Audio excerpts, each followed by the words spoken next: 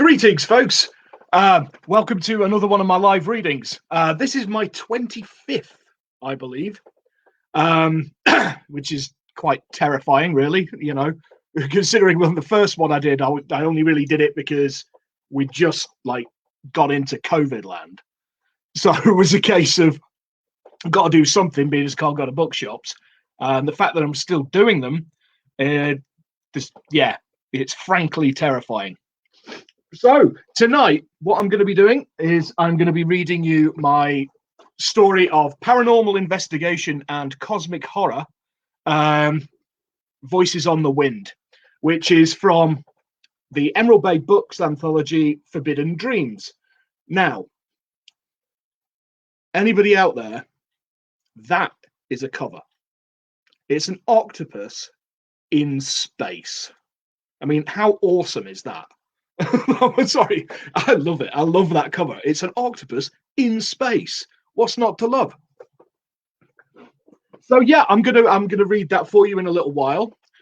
Before I do that, I've got a little bit of business to deal with first. That's how you get hold of Forbidden Dreams. That's getbook.app/forbidden_dreams. Now, before we go on to that, today is launch day.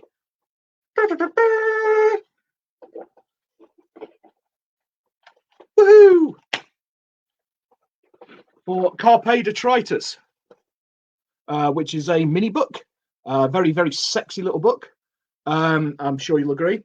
I have 3 of these to give away today. If anybody who watched my launch party video the other day, anybody who entered by saying the phrase, which was "give me a Fatagan book," has had their name scribbled down in Sharpie on a piece of paper, scrumpled up and stuck in the octopus pot. Now, how cool is that? So, before I start the reading, what I'm going to do is I'm going to announce the lucky winners. So let's give it a shake. Drum roll, please. You know, do it at home, you know. And here's the first winner. So the first person to receive a signed copy of Carpe Detritus, if I can actually undo it, is Mr. Patrick Winters. Patrick, excellent. I'm happy. Yeah, Patrick Winters, there you go. You'll have a copy of that winging your way across the Atlantic at some point. I'm going to be going on Monday, I think, like brave the post office. Terrifying. Okay, our second winner. I really should learn not to screw these up so tightly. Makes me look like a right numpty. People are going to think this is a fix. David Green. It had to be, didn't it? Even considering he didn't say, "give me a Fataga book," he said, "give me a cuddle." There you go. David Green is our second winner. Okay. So third and final.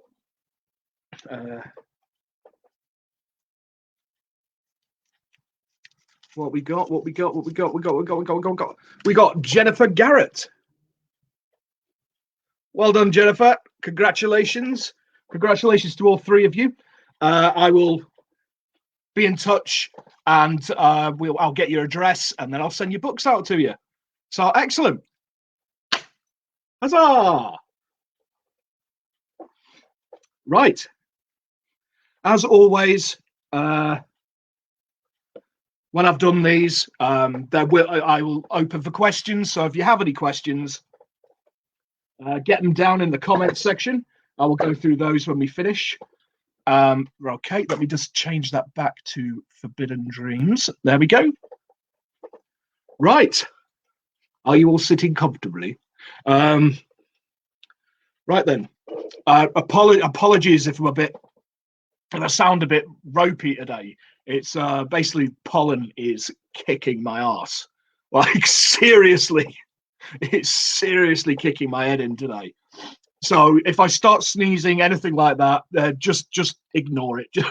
Just pretend it didn't happen. You know, show must go on and all that. But oh god, yeah, I had like a 15-minute sneezing fit about like just before we started. So I'm surprised my eyeliner isn't like down my face like spider's legs. You know, right? Okay. This is Voices on the Wind from the Emerald Bay Books anthology, Forbidden Dreams. A stiff breeze sent the branches of the yew trees that encircled the camp into a manic dance. Kathy stood outside of the marquee in the centre of the pitch, smoking a cigarette, looking up at the harvest moon that loomed above the tree line. It was coming up to midnight, and if she had one more cup of coffee, she would most likely start bouncing around like Tigger on crack. All of her fancy recording equipment was set up, ready to capture anything out of the ordinary. So all she could do now was wait. As she exhaled deeply, then crushed the cigarette under the heel of her boot, one of the cameramen, Jason, appeared from out of nowhere and stuck his camera in her face. So, Kathy, what do you think the results of the vigil will be? Kathy shrugged. Dunno. There could be something there. We've recorded some strange disturbances across a wide range of radio frequencies. There does appear to be some kind of signal trying to break through. Could they not be caused by planes or mobile phones or some shit? Oops. Cut. Jason shook his head at his own stupidity. How much do I owe the swear jar now? Best part of 20 quid, I think, Kathy chuckled. How come you're doing the interviews anyway? She looked around the camp. I thought Jane was supposed to be doing them. Jason snorted. She's still hiding in her tent after her possession earlier. Jason actually did the quote marks around the word possession in the air. Kathy hated it when people did that. It made her want to break their fingers. She let this one go, however, because it made her chuckle. Kathy looked around conspiratorially. Where the hell did Dave find her? She's a bigger fraud than that Roderick guy we used up north that time. Jason shrugged. There must be an agency somewhere for nutty TV psychics. Frauds Are Us or something. Kathy nearly choked at this quip. Right, I'd better go and see if the microphones around the rock have picked anything up. She turned and walked back into the tent towards a cluster of laptops and amplifiers. Kathy, wait, what about the interview? Sod the interview. We could just dub it on in post. Jason looked at his camera as though it was going to tell him what to do next. The lanky film graduate had ADHD, and all this standing around was making his brain fizz. He closed the viewfinder and looked around. Over at the opposite end of the site, near the rock, the producer, Dave, was ferreting around in the bushes with something. Jason shrugged. Dave will do. He always liked the sound of his own voice and would be up for questioning. He wasn't even half as pretty as Kathy, though. Hey, Dave, what are you doing back there? Jason called out as he neared the rock. Dave peered out from behind a large shrub. His NHS glasses were steamed up, and he held a tape reel in each hand. Something I read about years ago, he explained. Satanists and ghost hunters in the 70s and 80s used to unfurl cassette tapes and string it around trees and graveyards and stuff like that. What the hell for? Jason giggled. They believed that astral voices and messages from the ether would be imprinted on the magnetic tape by the wind. There's actually a solid scientific grounding there. It has to do with electromagnetism and sound waves. He wound the end of the reel-to-reel leader tape around the low-hanging branch. Anyway, I found an old reel-to-reel in the university storeroom and borrowed it. Jason made a mental note to edit out the fact that the producer had just pretty much admitted to stealing audio equipment from Truro University. So you hang the tape there, wind it up, and then play it, yeah? Pretty much. Dave moved around the rocks, stringing 1/4 inch tape around the trees. All the sound phenomena we have recorded thus far has been centered around this black rock. So I figured it was worth trying. Maybe it'll pick something the digital recorders don't. Tell me about the rock, Dave, Jason asked. You know about the rock. I told you about the bloody rock. Don't you ever listen? Jason smirked to himself. He'd gone to school with Dave and was well acquainted with his volatile moods. Dude, it's for the camera. Oh, sorry. Dave peered out from between two gnarled trees like a startled rabbit. Very well. Tonight's vigil will take place in an isolated patch of woodland adjacent to the River Camel. The rock you see below me has baffled geologists since it was unearthed by a flash flood in the 60s. It's known locally as Toad Rock, due to the large batrachian population in the area. The rock itself is a smooth, almost completely circular chunk of black rock, similar to obsidian. This is where the mystery comes from. What is a lump of volcanic glass doing in a dartwood in Cornwall? Some have postulated that the rock was brought to Bettles Cove as some kind of altar or religious fetish. Some say that its smooth surface acts as a transmitter of some kind. Dave finished stringing up the magnetic tape and impaled the reel on a nearby branch so it wouldn't get lost. I grew up in Bettles Cove, as did you, Jason. Jason nodded with the camera. Dave continued his spiel. Toad Rock has always been a place shrouded in legend and rumour. People have often reported a presence appearing on the rock. Whispering voices have been heard, and it's common for radio equipment to behave in a decidedly odd manner when in proximity to the stone. This is what we aim to investigate. Is it just natural phenomena? Or is something trying to communicate from beyond? Dave did a cutting gesture across his throat. Jason clapped. Nice one, Dave. Can always count on you. Eggs. Dave mopped his brow with his sleeve. Now I really must crack on with setting up. It's almost time to begin. No worries. I'll see if Linda Blair has surfaced yet. Jason started to wander off before stopping and turning back to his old school chum. Dave? Dave hummed distractedly. Why don't you do all the psychic stuff yourself? I mean, you're the most sensitive person I've ever met. Even as a kid, you were always talking to spooks and spectres. Why do we keep employing these muppets? Jason waved in the direction of Jane's small dome tent. Image, Dave replied flatly. I'm a producer. The show's my baby. People would think it's all a big con if I suddenly said, look at me, I'm a psychic. Nah, it's best to have somebody with a reputation for this kind of thing, even if they are bloody useless.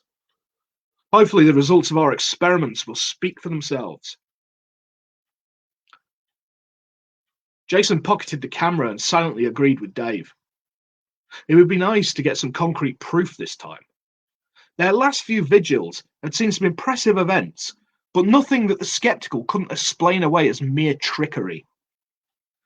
He had always sat firmly on the fence when it came to the paranormal, but he knew that Dave was in contact with ethereal voices. Whether that meant he was psychic or delusional was a matter for debate. Hey, Jason, Kathy called from the marquee as he approached the open canvas flaps. You seen Steve anywhere? Steve was the other cameraman. Yeah, he's in his tent boinking the makeup girl again. Christ. Kathy sighed. Those two are like a pair of rutting rabbits.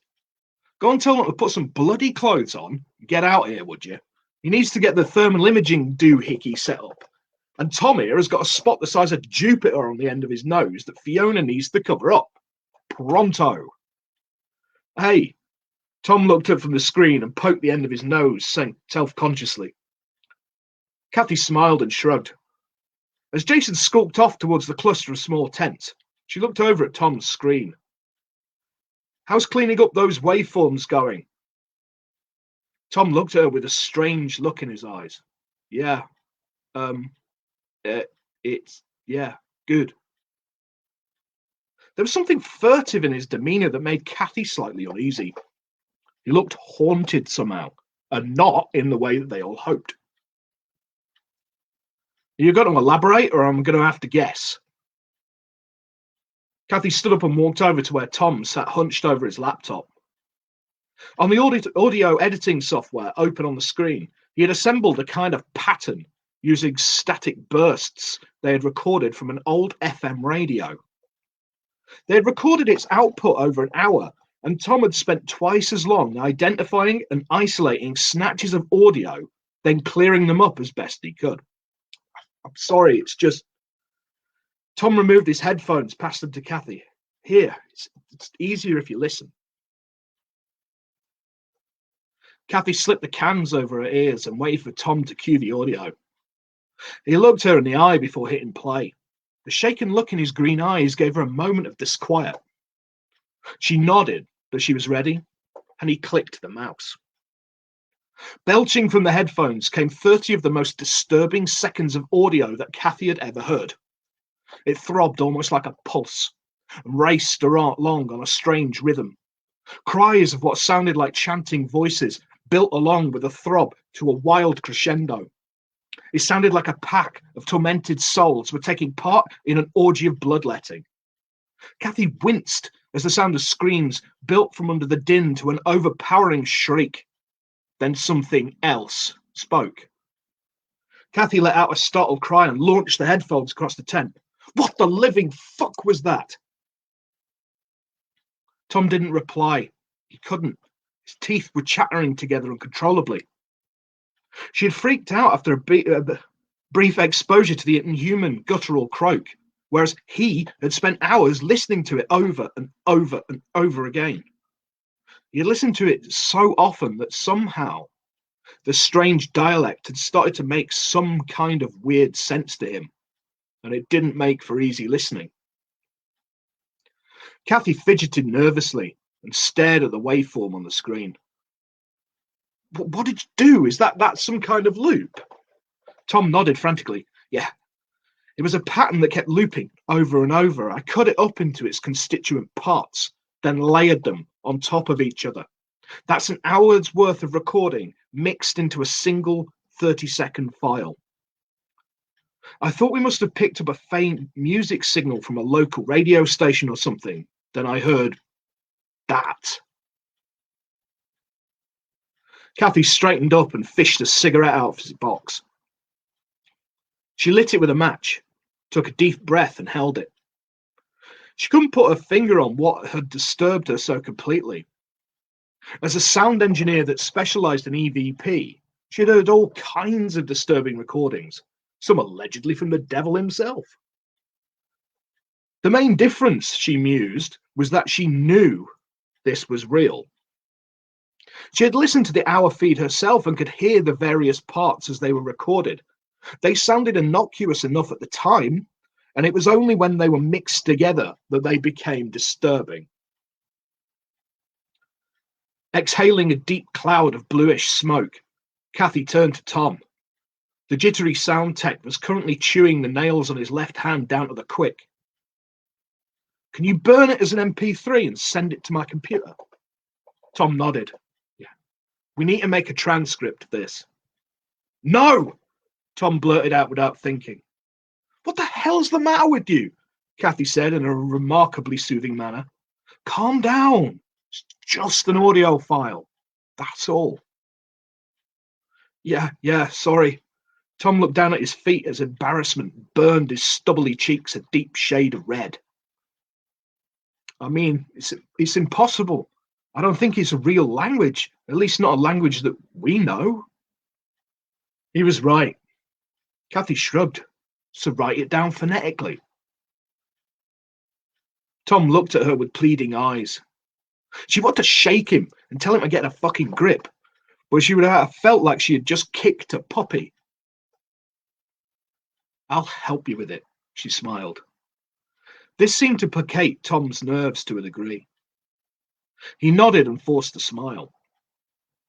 Before they could embark on their task, Fiona, the makeup artist of the crew, appeared with a brush that looked like a stick of candy floss dipped in flesh-tone powder. "Dave wants us all at the Rock in 5, she announced as she sashayed around the cluster of cables and flight cases. Kathy was impressed. She was fresh from making The Beast with Two Backs in a cramped tent with a 6-foot cameraman and still didn't have a single hair out of place. That kind of grooming took talent.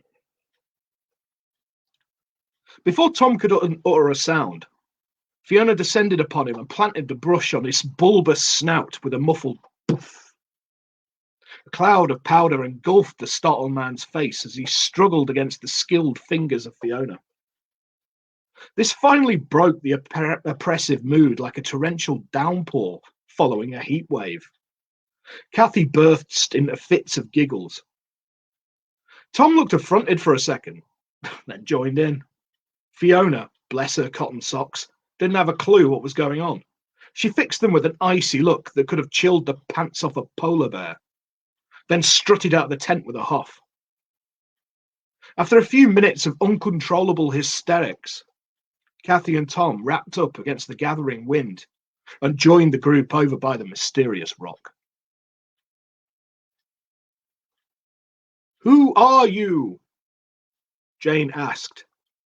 The radio squawked.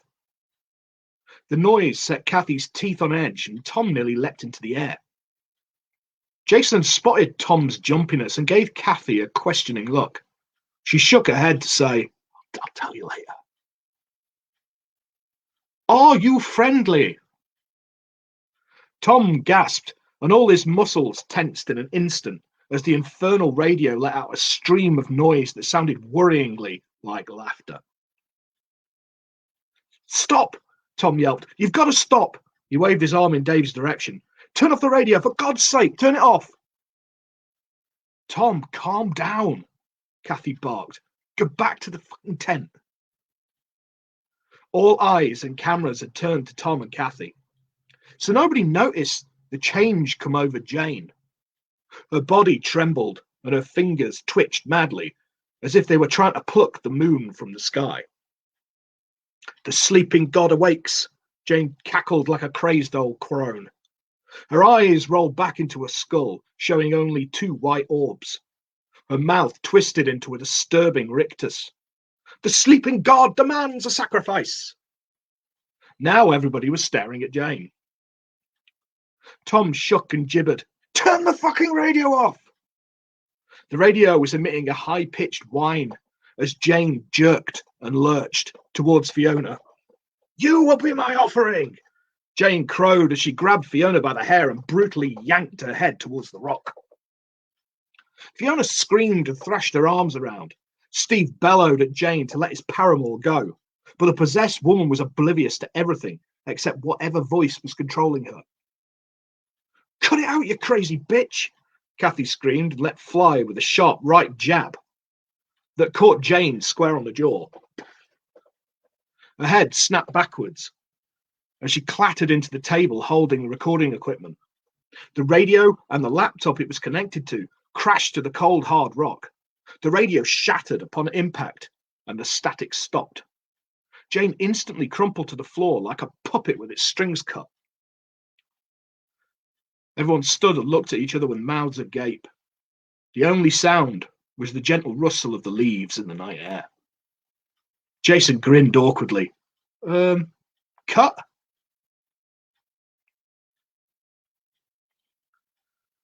Dave looked as though he was about to burst into floods of tears as he picked up his trashed equipment. The radio was beyond repair. The laptop's screen was smashed and the case was cracked. Dave turned it over in his hands. "There goes 500 quid's worth of computer." As annoying as that was, it was the data that he was most concerned about. Everything else was replaceable, but that recording was priceless. As the vigil had spiraled out of control, all Dave could think about was listening back to what the microphones had picked up.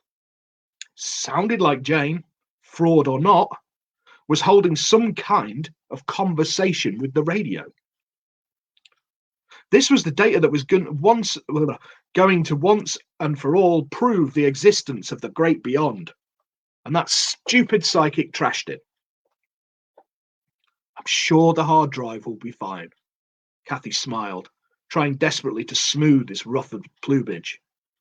Dave grunted non-committedly. And in any case, the cameras will have picked everything up. Steve's even has really good external mic on it. And you had your digital dictaphone. Dave sighed. Yeah, you're right. It's just what we witnessed here, what we heard, was the most amazing EVP response in the history of the field. That laptop, he gave the broken object a gentle kick with the tip of his boot, would have picked everything up, every crackle, every damn whine. And now...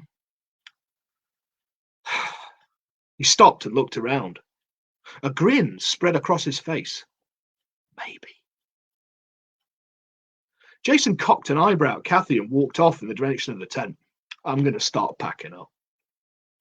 Kathy nodded. Yeah, I guess we're about done here. She took one last glance at Dave, but then wandered after Jason, shaking her head in despair. Dave was losing it. He was currently racing around the bushes like a mad thing, muttering the words maybe over and over like a mantra. How's Fiona? Kathy asked as she caught up with Jason. Oh, she's fine. She and Steve are recuperating in their tent. Jesus. Kathy snorted. Even a full-on Evil Dead moment won't put their fire out, will it? Speaking of our resident fruitcake, how's her jaw? No idea, Jace admitted. After we put her to bed, I was too freaked out to check on her. She was still muttering about a sleeping god wanting tribute or some crap. Bonkers. Utterly bloody bonkers. And Tom? Kathy gestured towards his huddled shape next to the fire. Shaken. Totally freaked out. I told him to go home, but he's having none of it. Said that he needed to make sure that nothing else happened, whatever the hell that meant. Kathy leaned closer to Jason and whispered, keep an eye on him, will you? I'll be fine packing away the sound gear. Jason nodded and walked over to Tom and sat down next to him. Kathy carried on walking to the tent and started winding up microphone cables. Dave was doing some winding of his own.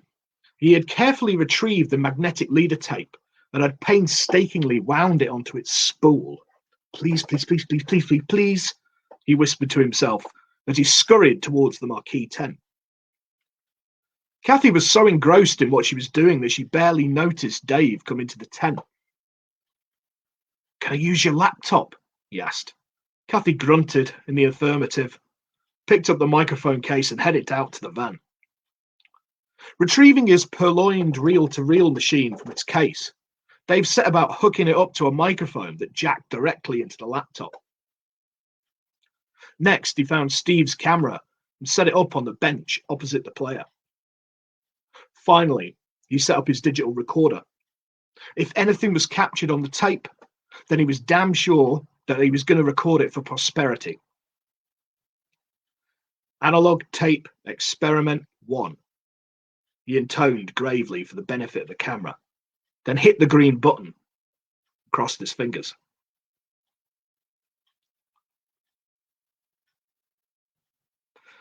Jane muttered groggily as she finally regained consciousness. She had no idea why she was on her back in her tent, and no inkling whatsoever as to why her jaw hurt so badly.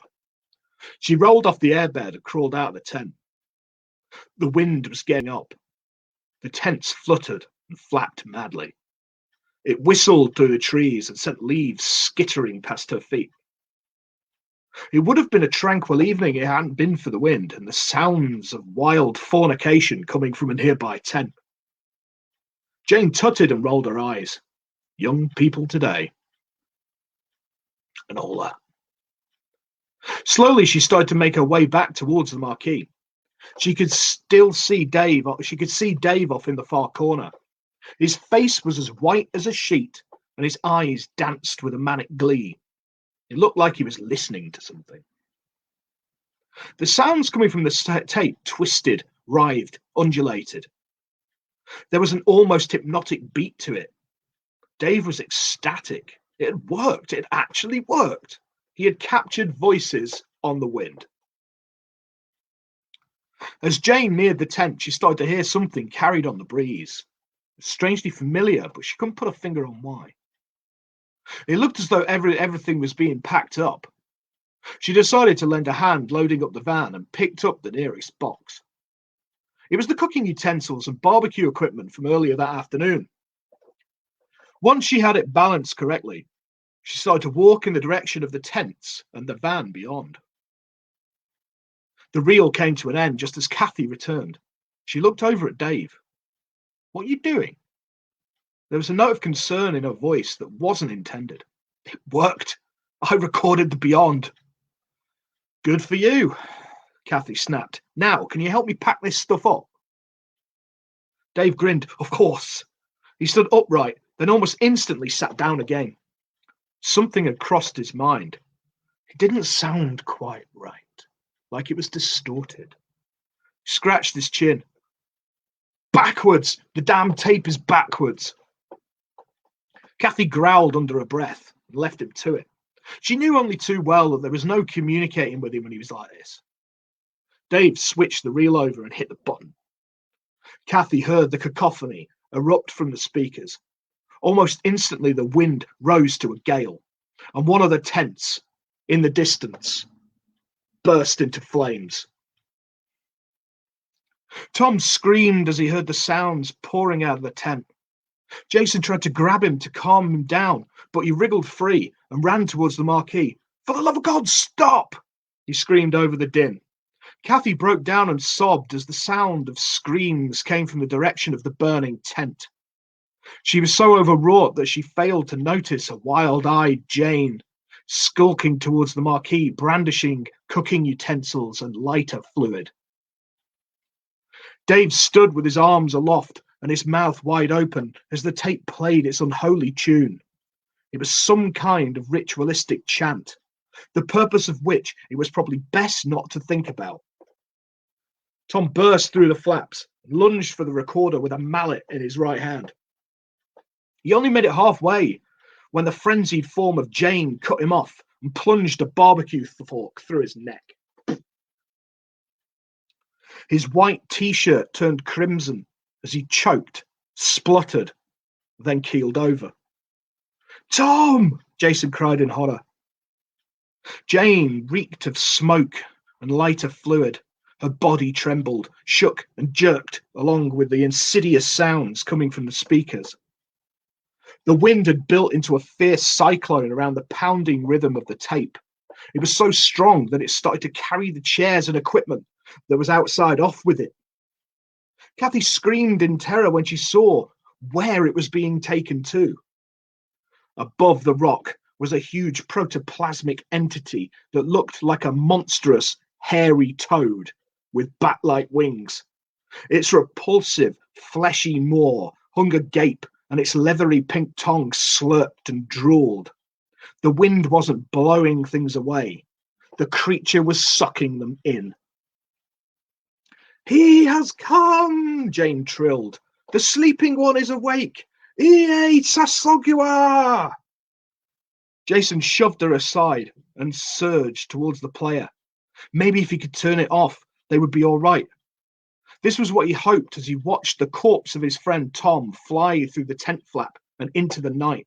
It was quickly followed by one of the folding tables and several metal folding chairs. A cry of anguish sounded above the din and announced that Kathy had been sucked up into the dreadful vacuum and had hurtled down the abomination's throat.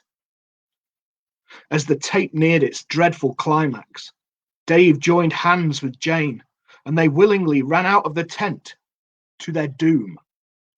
They both had smiles on their faces. Jason was about to reach the machine when the tent collapsed into a ball with him inside. It tumbled across the campsite and into the toad god's gullet. Satiated, Sathogua closed his bulbous, sleepy eyes and slipped back through the void to the red-litten lands of Nakai. His belly full, and the noisy creatures that had disturbed him silenced forever. No trace of the group was ever found. There was not a drop of blood, not a single hair. The only thing police found when they started the missing persons case was a reel of old magnetic tape.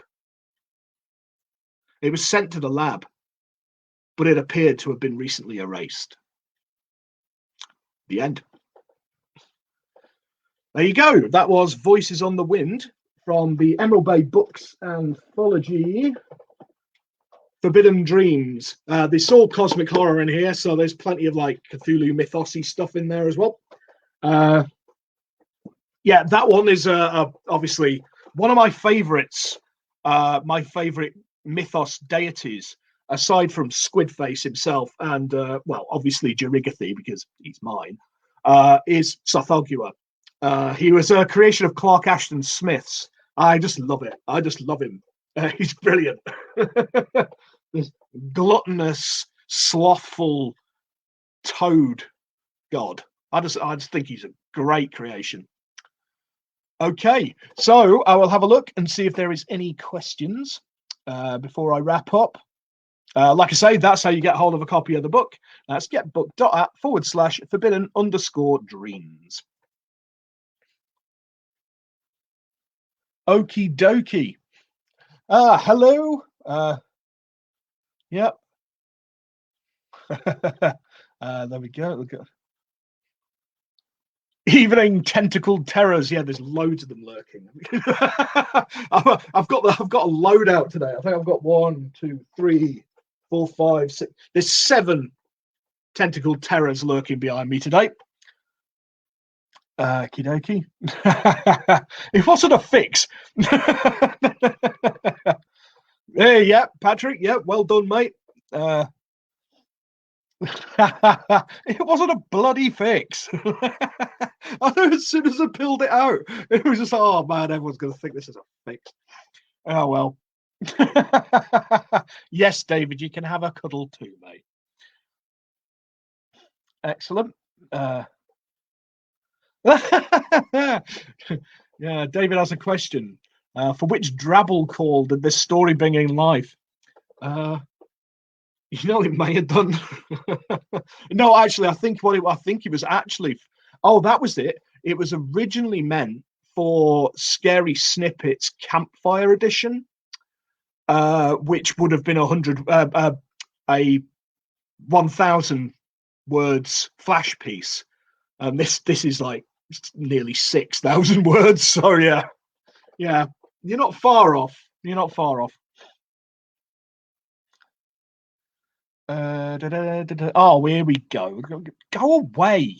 I wish I had £1 for all of these people, like for the amount of times I've blocked these people.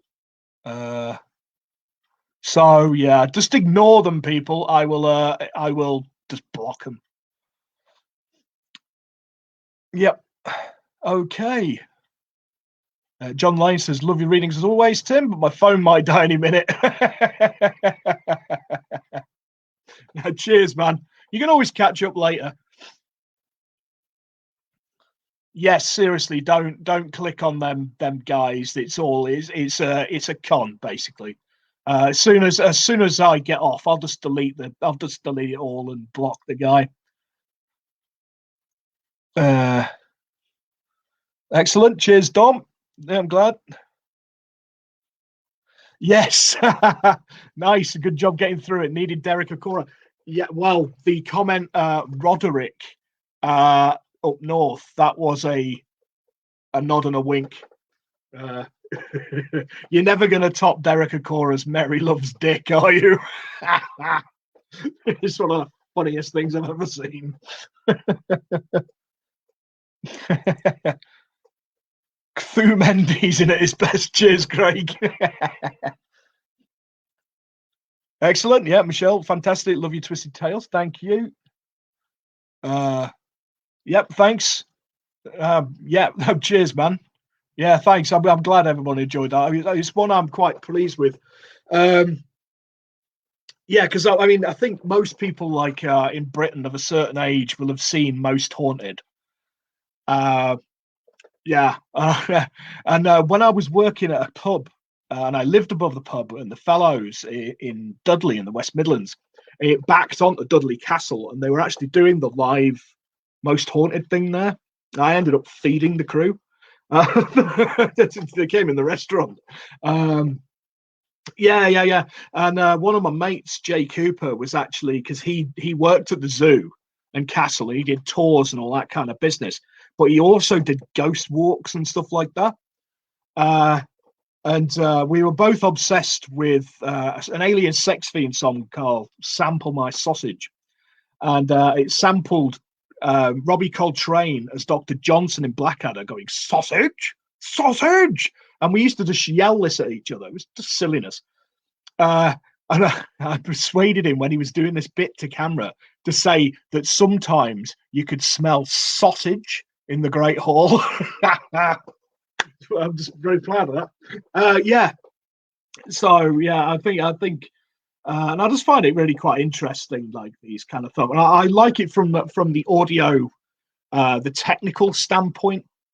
I find, all the EVF technology and all that kind of business, I find that really fascinating because obviously, like the sort of music I'm into, like industrial, there's a lot of sampling and weird recordings and all that kind of stuff, and backmasking and all that kind of thing. And the two, the discipline, like what you do with the industrial music and what you do with ghost hunting stuff, it's all very similar. So it's like from a musical standpoint, I've always found it quite interesting. Right. Yes. So anyway, I think I've rambled on enough. Thank you all for joining me. Like I say, there you go. That's how you get a hold of a copy of the book. It's getbook.at/forbidden_dreams. Again, out today is Carpe Detritus. If you want to get a hold of a copy of that, that is getbook.at/carpe_detritus. Oh God, this pollen's kicking my ass. I'm Tim Mendees. That's how you check out my website. That is timmendeeswriter.wordpress.com. Thank you all for joining me. This will be up on YouTube. All the links and everything will be underneath the video. Thank you all again, and take care. And I will hopefully speak to you all again soon. Ta-ta.